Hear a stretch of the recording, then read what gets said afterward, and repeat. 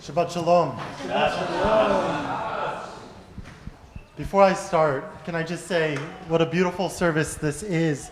I'm so enjoying the melodies and the music, and everyone I met out in the oneg, the pre-neg, I guess, has been so wonderful and lovely, and I'm looking forward to meeting more of you after. Let me also introduce myself again.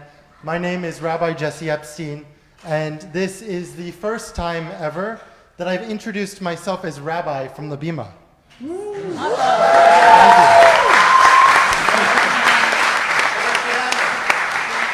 Thank you.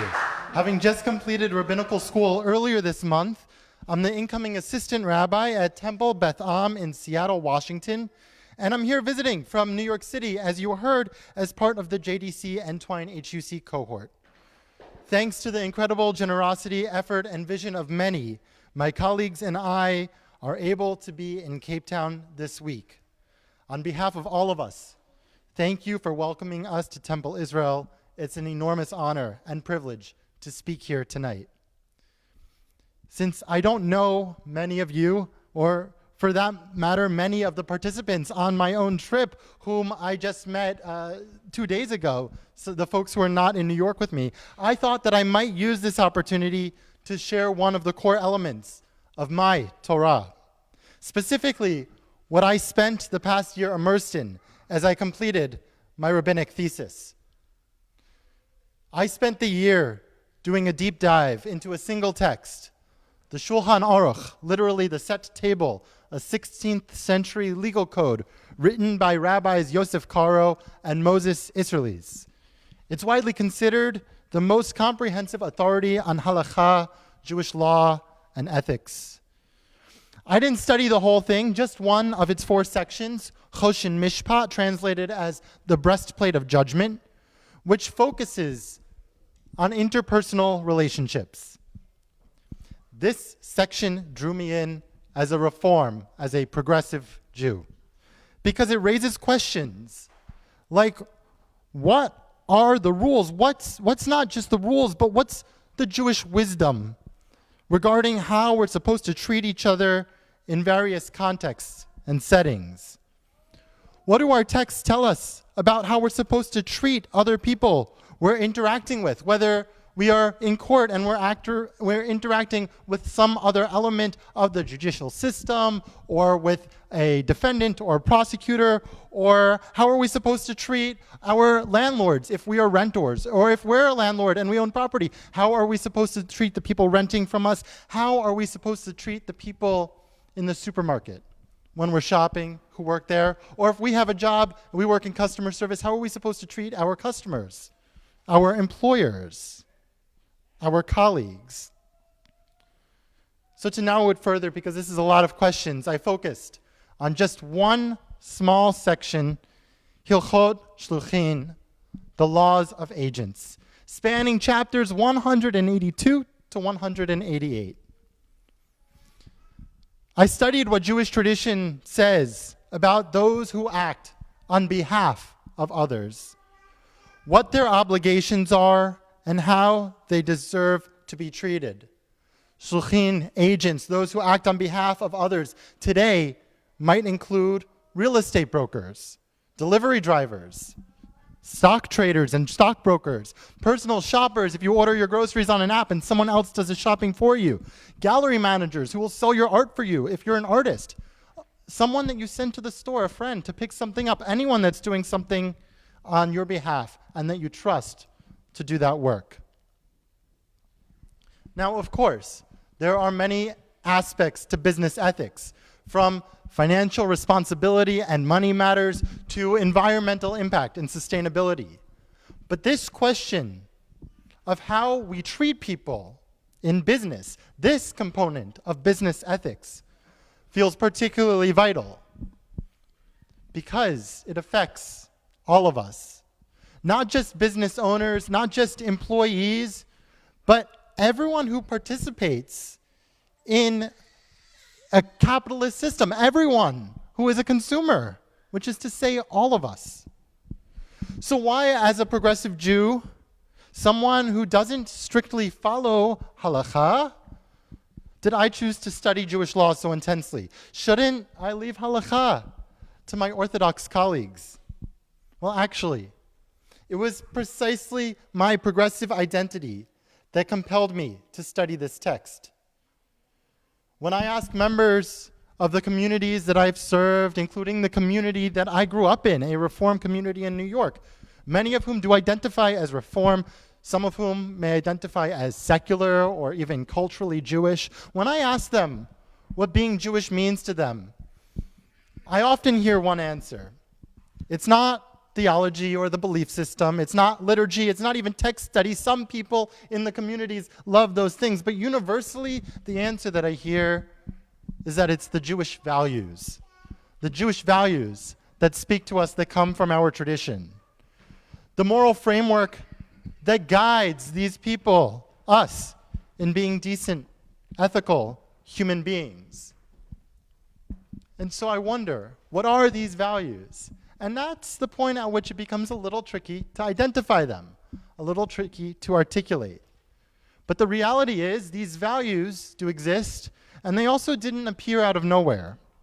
They were cultivated, preserved, and transmitted, often through halakha.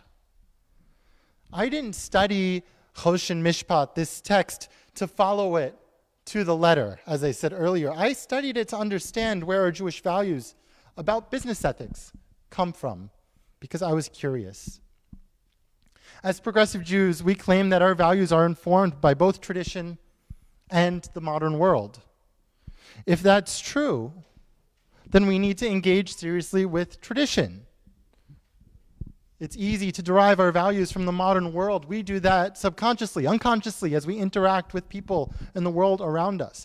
But it requires an intentional effort to get the balance from the other half. Where does the tradition meet the modern, and how do our ethics represent both?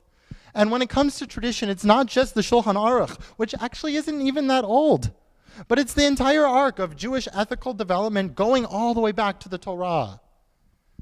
And it just so happens that in this week's Torah portion, at least the first of the two, Bahar, we find a core principle of Jewish business ethics. Just 14 verses in, we read, V'chi timkeru mimkar la'amitecha o koneh miyad amitecha al tonu ish et achiv. Or when you sell property to your neighbor or buy from your neighbor, you shall not wrong one another. That's it. A concise but powerful directive. Don't take advantage. Be fair. Be kind. Even in a capitalist framework, and yes, our Torah offers us an economic system of capitalism, but one that has checks upon it. Even within a capitalist framework, ethics must prevail. As we heard earlier tonight from the rabbi, even in this same portion, just 4 verses earlier in verse 10, we encounter the Yovel, the Jubilee year, a radical economic reset every 50 years, designed to prevent perpetual inequality. The Torah embraces commerce, but demands we embed it with compassion and justice. Just yesterday, as part of our JDC Entwine trip, we visited the Ubuntu Beekeeping Initiative, a partnership supported by JDC Grid and directed by Galit Cohen. We learned perhaps far too much about queen bee biology and a little bit about the structure of a beehive and some other apiary-related details. But most importantly, we witnessed and actually got to meet some of the participants within a Jewish business ethics framework brought to life. The women in the program aren't just given lectures or tools. They receive mentorship, training, community, and equipment. The full package to start and sustain their own business. It's not about charity, it's about empowerment. The organizations that support these efforts might be nonprofits, but it's businesses, for-profit businesses within the capitalist system that emerge. It's not just don't take advantage that we get from this verse in our parsha. It's about giving people the means to participate in the marketplace with dignity. That's what the Torah commands us to do. We might imagine a nonprofit that offers skills trainings and lectures about a particular subject, and that's great. And we might also imagine a nonprofit that offers materials, the actual beehives in this case, and just gives them away without the training, and that's great that they'd be getting them. But what we witnessed yesterday was a full seeing of a whole person, of people, and all the things that they might need in order to be successful and participants within the commercial system. We read in that parsha both about the buyer and the seller. And according to what we learn in other parts of the Torah, when we see two opposites, in this case buyer and seller, near each other in the same verse, we can regard it as a merism. And we can read it as we need to respect via our ethical systems and treat with dignity and treat with respect the buyer, the seller, and everyone in between. And if we're going to do that, then first we need to make sure that everybody has an equal opportunity to participate as buyer, seller, and as we learn in later rabbinic texts, agent or middleman as well. So I'll close with one more bit of Torah. This teaching from South African comedian Trevor Noah in his book, Born a Crime. He writes, "People love to say, give a man a fish and he'll eat for a day. Teach a man to fish and he'll eat for a lifetime. What they don't say is, and it would be nice if you gave him a fishing rod." That's the part of the analogy that's missing. And so we are called not only to teach, but to equip, to ensure dignity in every transaction, to lift each other up and build an economy and a world, therefore, founded upon justice. Shabbat Shalom.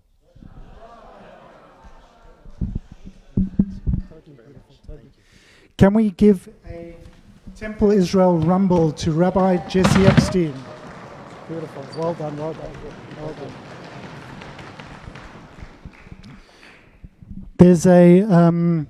There's a practice when someone goes on a long journey to make them shaliach mitzvah, to give them a small coin or something to donate to charity on the other side, because when someone's on a journey, they're protected because they are a shaliach of the mitzvah, of your mitzvah. They're on the way to do a mitzvah. So, Jesse, you've brought Torah as a shaliach all the way to Cape Town, and thank God it has guarded you, but thank God you had the opportunity to share that with us this evening. Thank you so much.